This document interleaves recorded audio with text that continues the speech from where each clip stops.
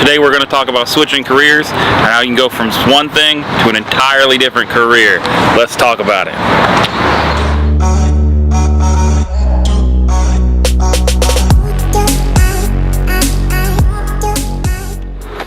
So switching career paths seems awfully daunting when you start up front. I think everybody has the misconception that once you start down a career path, you have to stay down it. Now, I don't know that's 100% true. There's a lot of people who switch career paths, and switching career paths all in all is quite common. I mean, most of us even went to college for something and ended up doing something else. How do I find every airplane in Columbus? This is astounding. But once we get into our career, a lot of people stay the path no matter what. Only recently through gig culture being contracting and things like that, we went from one to the other, having the ability to switch career paths as it was, or take jobs we're interested in, not ones we're interested in, which leads me to this topic. I was on Facebook and I had a couple people ask me how to switch career paths. And I don't think it's hard as people think. Let me give you a couple tips that I have, and I'll kind of give you some background up front. I was a recruiter for JPMorgan Chase, Robert Half International, Nationwide Insurance. I was a recruiter for some of the top Fortune 50 companies. So I kind of understand what it takes to jump from one job to the other. I understand the finite details of resumes. I really get what it takes and what job skills are transferable and what may have only been necessary for one job. So let's talk about some of the things that are the biggest misconceptions for people. Number one, direct skills matter. I think the resume for people is a daunting, heavy, over-the-top thing that you need made. Once you make one, you shouldn't need to make any more. I will tell you, make a general resume. Tip one, make a general resume. The reason why that is because if you work someplace like Best Buy, you just put your year-over-year numbers and I did this or this. The problem is those skills do translate, but instead you're going year-over-year, YOY, 13% increase in net operating profit. Okay, but what are you trying to go to? Are you trying to go to IT? Because if you're trying to go to IT, you need to talk about problem solving, risk management. You need to be able to do those things. So I tell everybody to get one resume, just one that's super general that you customize. And I cannot say this enough. Customize it to the job you're applying to. If you want to go from working at a Best Buy, where I managed a Best Buy at one point, to selling homes. I went from being a Best Buy salesman to being a mortgage broker. The sales skills are transferable, so I could talk about sales acquisition, sales numbers, year-over-year metrics, things that were important.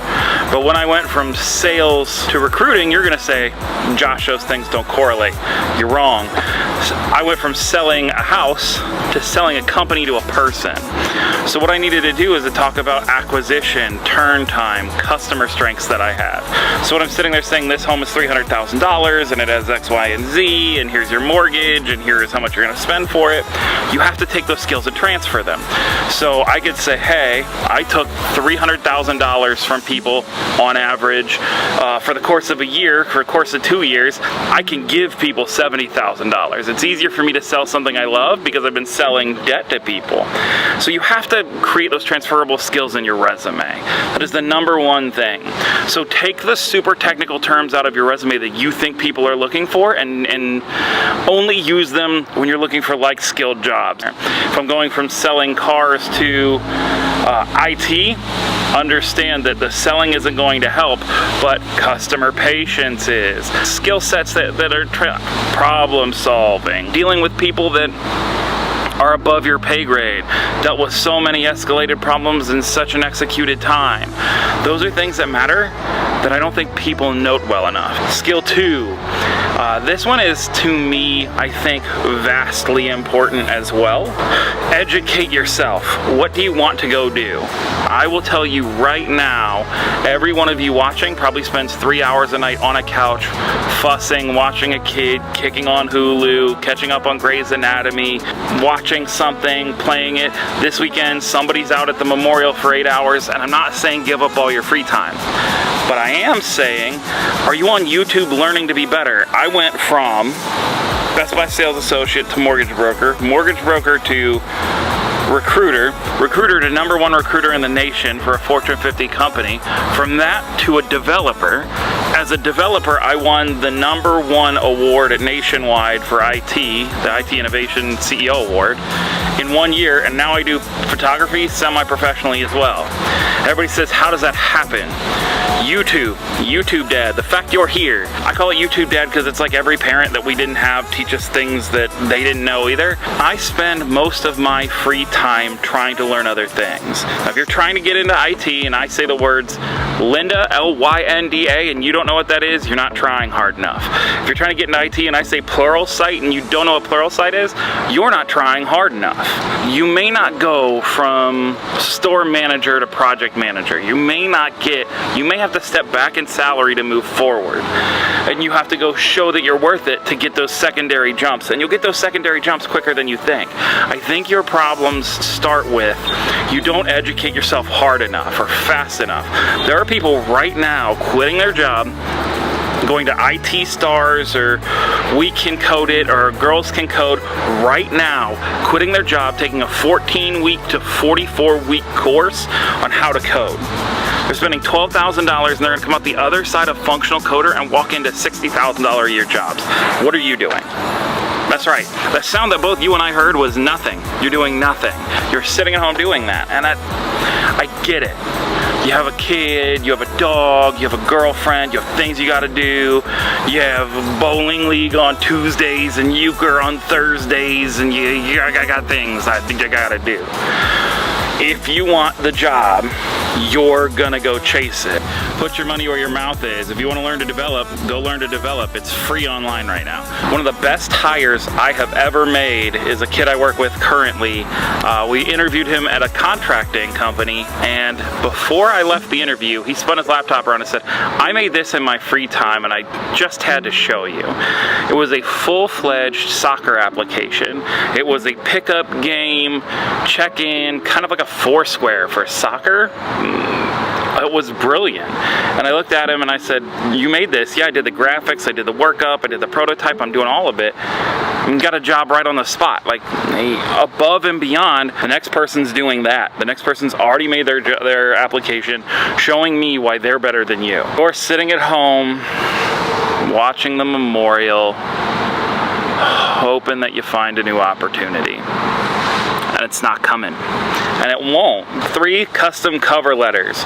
Everybody's resume looks the same. Has the details, has your name at the top. If you don't put your name at the top, you put your name in the side and you're not a creative, I'm probably going to end your life.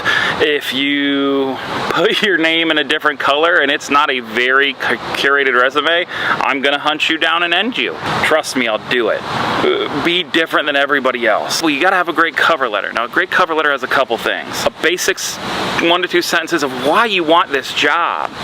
2, why you're right for this job, even if you are the wrong skill set. Even if, hey, I was a salesman, but I did this, this, and this in real English. That's what someone's going to read, because everybody looks at that resume and goes, yeah, the things. Everybody's got the Adobe suite on their skill set. That's a lie. I'm better than you. If you're not as good as me, don't put it on your resume. If you put Word, if you put PowerPoint, if you put Excel, or if you put Outlook, you're awful. But that cover letter means everything. Making it personal, making it important, saying, hey, here's why I want the job, here's my skill set, and here's a little bit about me. Here is who I am as a person. Whatever that is, it makes you human. So when they're flipping through resumes, they go, cool, developer, developer, developer. Oh yeah, that one guy. And all you have to be is that one guy to get that face-to-face interview. I can't help you win a face-to-face interview. I can give you some tips, I can give you some pointers, but this is the foot in the door. This is the foot in the door that most people don't get. That killer cover letter that you don't want to write because applying to jobs is hard and you're doing 5 or 6 in a day and it's exhausting. How exhausting is 100 grand going to be? 110 grand, 120 grand going to be? How exhausting will it be when that happens? 3rd tip, maybe 4th. I don't know. Lots of tips. Network. How many of y'all are out networking?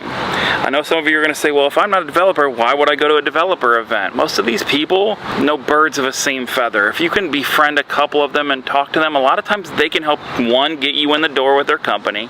If you're an entry-level person, they can say, hey, we got this great person, we're hiring entry-level people all the time, and they might be able to get you in, might be able to run you through a contracting company to get you an opportunity in the door. I can't tell you how many of my friends have done that for. You may know a lot, but who do you know? When you know somebody, they can help you get in the door, know know what they're working on next so you can be prepared, so you can apply. I know sticking your neck out there seems like a big deal. Go on LinkedIn, write people, slide in the work DMs.